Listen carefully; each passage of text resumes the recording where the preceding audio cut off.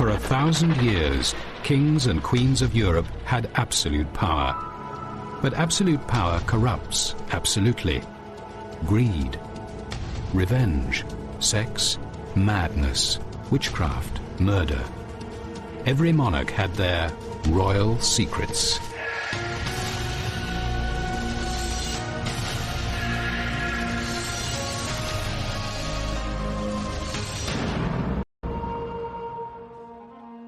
Throughout history, kings had the power to pick lovers on a whim. Female royals also enjoyed the same power. But unfortunately for their men, Russian Tsarina Catherine the Great and French Queen Marguerite of Valois both bestowed upon their lovers the kiss of death.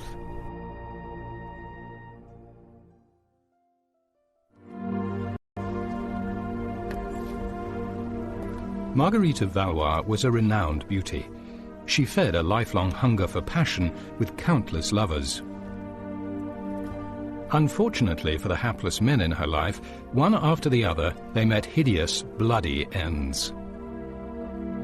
Known as Queen Margot, Marguerite grew up with 3 murderous brothers who became kings of France, and with a ruthlessly ambitious mother, Queen Catherine de' Medici.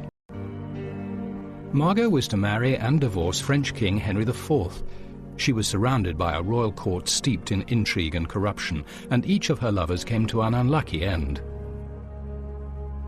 Her later years were haunted by the memory of her many lost loves.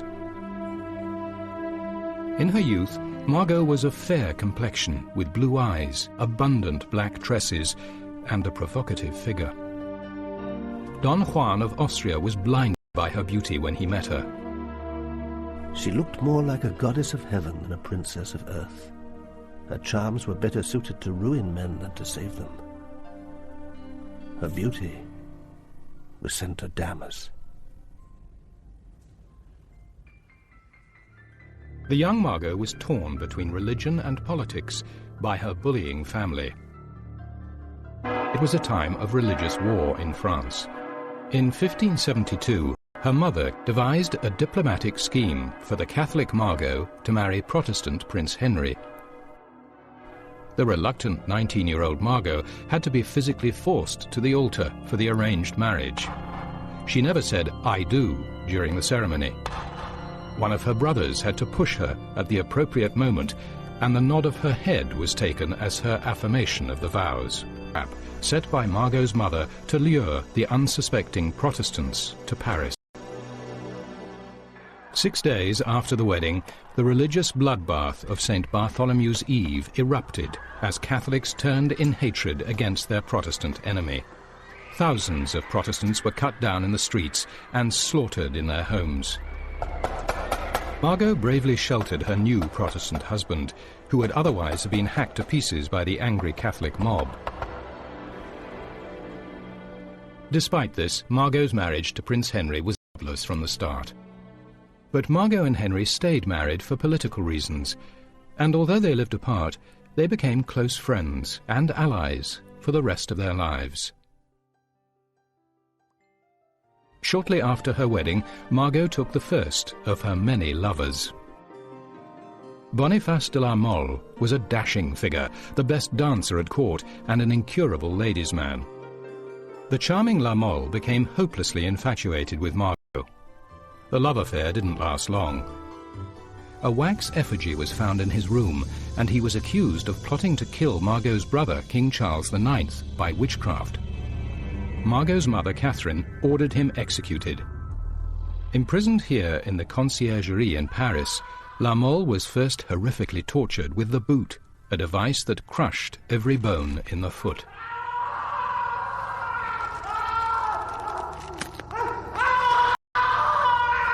Margot's lover was then beheaded and quartered in the Place de Grève. Legend has it he asked the crowd at the scaffold to tell Margot his last thoughts were of her. For her part, Margot made a point of publicly wearing mourning for him. It was said that she herself retrieved her lover's skull so that it could be given a decent burial. La Mole's execution was the beginning of a lifelong pattern of thwarted love for Margot. Time and again she would find herself robbed of happiness.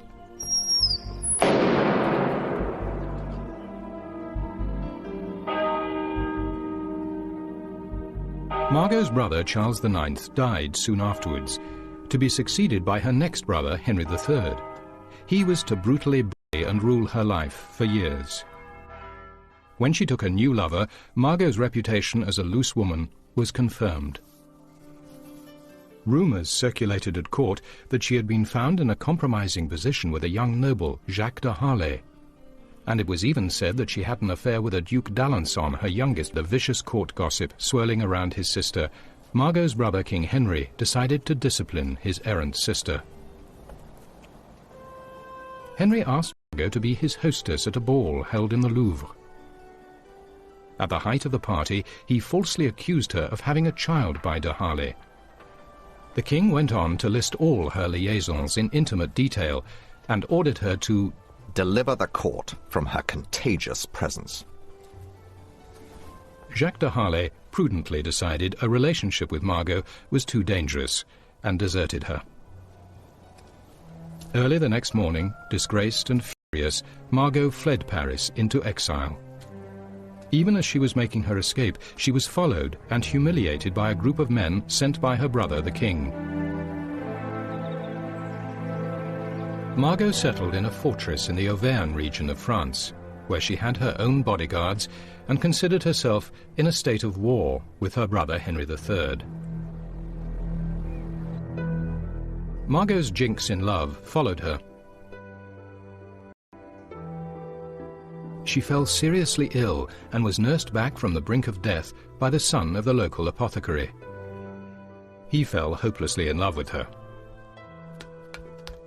But one of Margot's bodyguards was desperately in love with her too.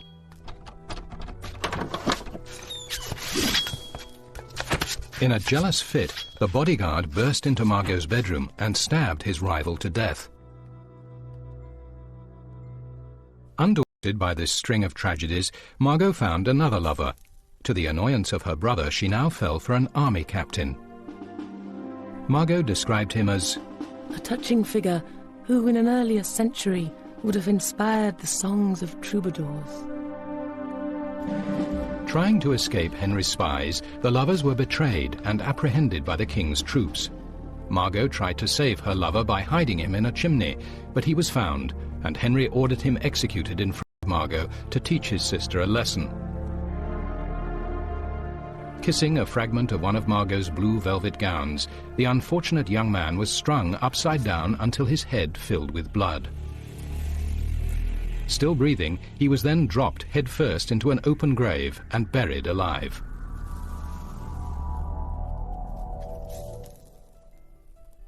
Margot was finally released from her royal brother's brutal meddling when he was assassinated in 1589. Margot was at last free from her dangerous and hated brother. Margot's estranged husband now became Henry IV. Middle-aged and still without an heir again, he would have to divorce Margot. Margot agreed to the split, but her price was a large annual allowance and a huge settlement. The divorce made Margot a rich woman. Now known as the Pearl of France, Margot continued to look for love. Still seeking virility, she democratically chose her lovers from all walks of life. There was a cathedral choir tenor, the son of a local carpenter, a shepherd, a valet de chambre, and even a strolling musician. Margot eventually persuaded King Henry to let her leave the provinces and return to Paris, but she was a parody of her former self. Now, in her 50s, Margot still insisted on dressing in the style and fashions of her youth. She had grown very fat and wore a great deal of makeup. She had lost her glossy, abundant dark hair and wore huge blonde wigs, half a foot higher than the current fashion. For a constant supply of hair, blonde footmen were kept at hand to be shorn whenever she needed a new wig. Margot's unlucky affairs continued to cost her hapless lovers their lives.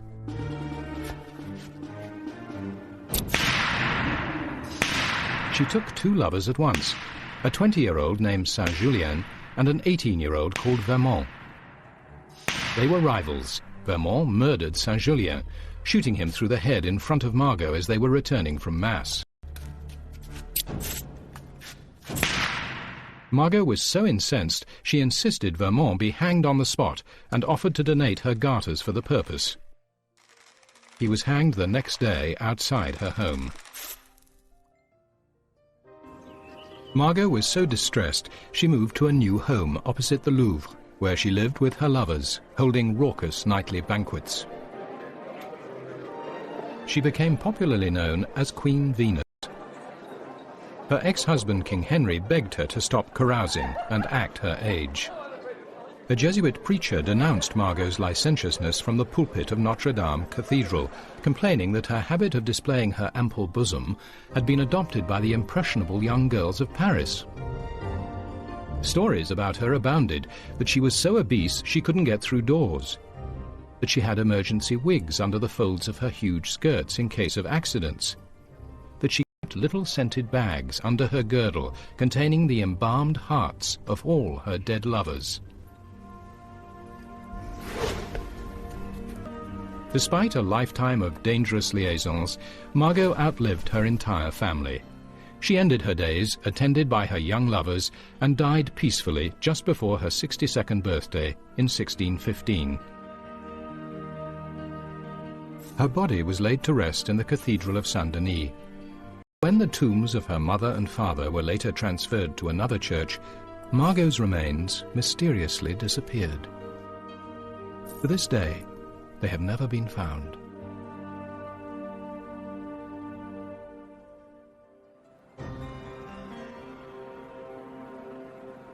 "200 years later, in Russia, another royal proved to have the kiss of death.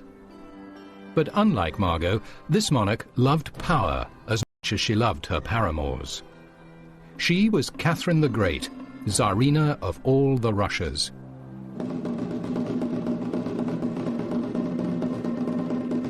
The year was 1745, and Catherine was married to Peter III, heir to the Russian throne. Peter was the commander of one of Europe's greatest armies and fought many great battles, all of them in his head. Peter loved to play with his toy soldiers.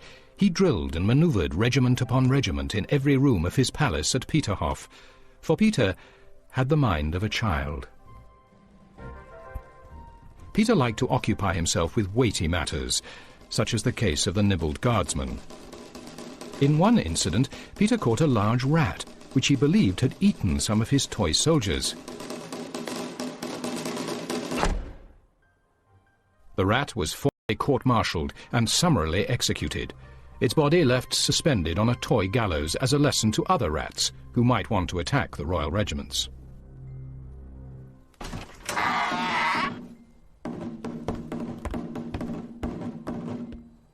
Under the circumstances, Catherine's marriage to Peter was not a happy union. Catherine once remarked that, "To read the dullest book was a pleasure when Peter walked into the room." the couple's bedroom was not a place for love, but a stage for Peter's toy army. The childlike Peter neglected his young wife, who remained a virgin for years after their marriage. The weak, unstable Tsar was completely under the control of his aunt, the Empress Elizabeth. And Peter had failed in his main duty, to sire an heir. With no interest in having sex with Catherine, the chance of fulfilling his task was remote.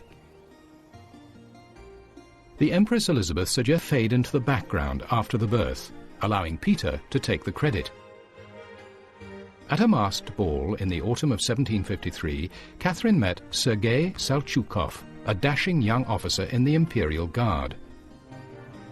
Catherine was still a shy, unhappily married virgin. Sergei was married to a dull lady-in-waiting who knitted sweaters for Catherine's pet poodle. Catherine thought Sergei as handsome as the dawn, and her passion for him blossomed. To avoid the prying eyes of vicious court gossips, Catherine and her lover resorted to secrecy and took great risks to meet.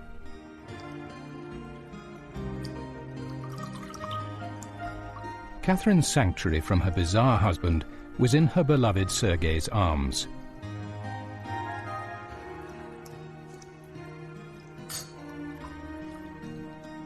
But that was about to end. Catherine became pregnant. With that news, Sergei was removed from court, his duty done. When she gave birth to a son, the baby was taken from her and sent to the Empress Elizabeth to be raised as the future heir to the Russian throne. Catherine was alone once more.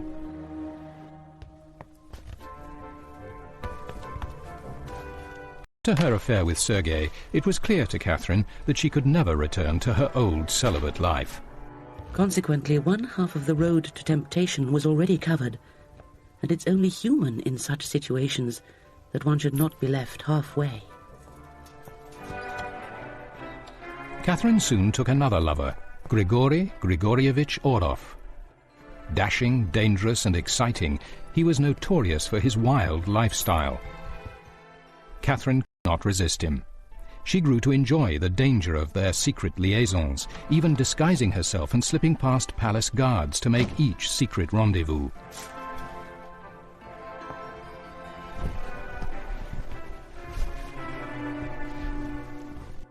When Catherine became pregnant again, even the feeble-minded Peter might have noticed, so she took steps to hide her condition.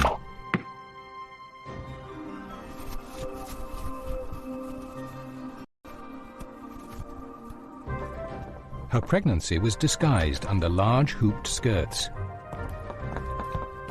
When she went into labor, one of her servants agreed to burn down his own house to distract Peter. Unable to resist a good fire, Peter rushed to watch the flames, leaving Catherine to have Orlov's child in privacy.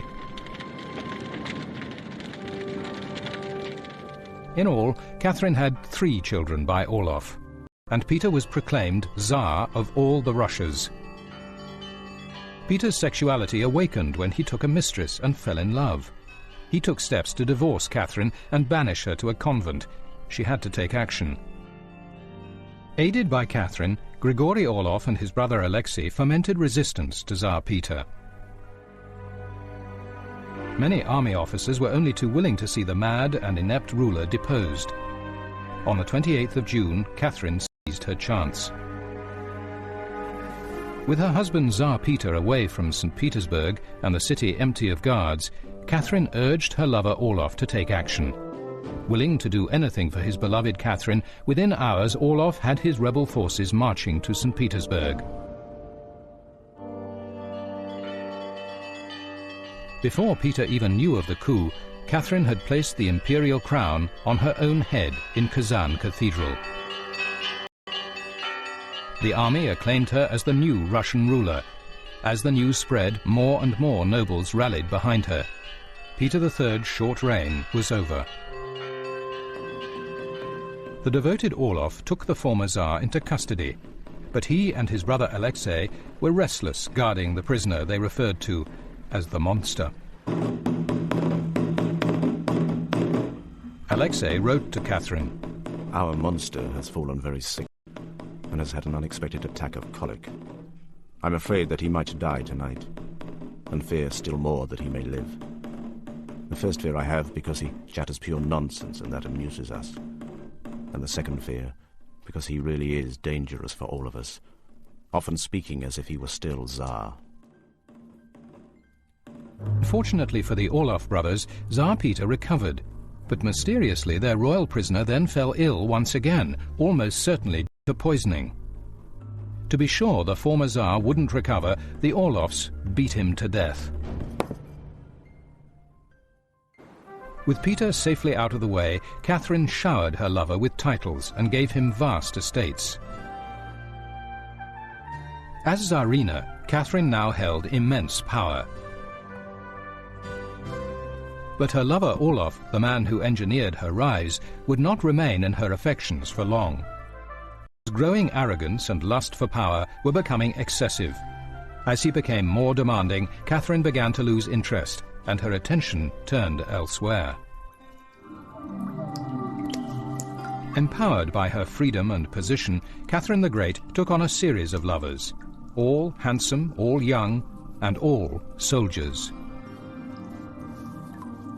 The desperate gifts in the world, the gem that would become known as the Orloff diamond. This huge stone weighed nearly 200 carats and was said to have been the eye of an idol in a temple in India. Orloff, in an unashamed display of the wealth Catherine had showered on him, gave her the diamond. Catherine took the gift, but refused to take him back as a lover. He had made an expensive mistake. Realizing he would never again be master of her heart, Orloff left Russia and married his cousin.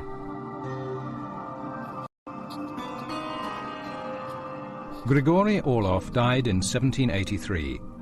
In the end, he went insane, obsessed and haunted by the part he played in the murder of Tsar Peter.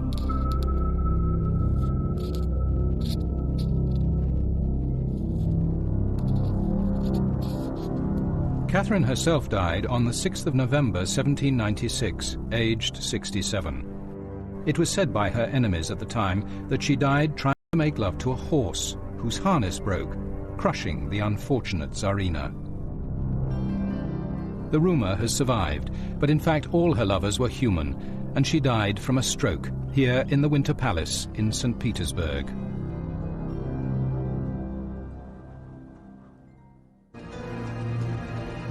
Catherine the Great used her passions to secure a throne. Queen Margot bedded any man she wanted. Both loved an army of unlucky men who unwittingly suffered the kiss of death.